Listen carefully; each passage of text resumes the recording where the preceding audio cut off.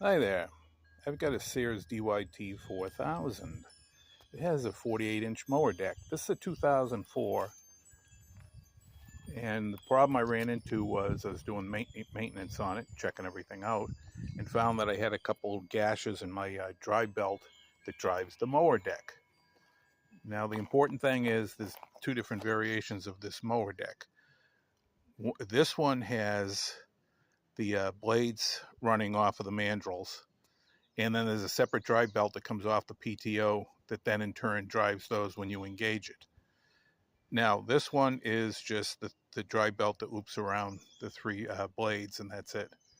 The problem you run into is there's a tension spring over there.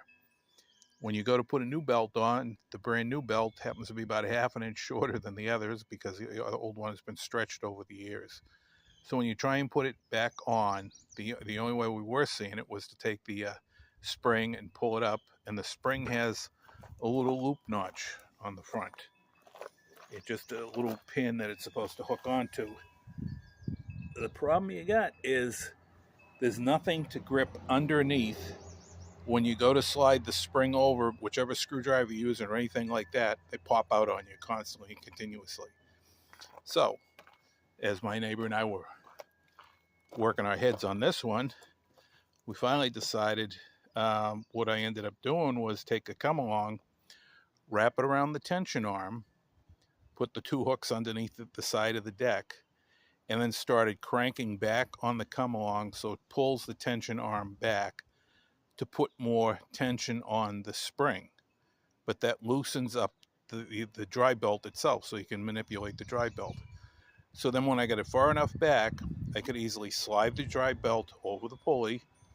And then once I got that done and set, then I could turn around and just release the tension on the come along belt, and the spring retains everything in position, and it's a hell of a lot faster. And it's one of those ones I gotta have to put in my mind from then on out.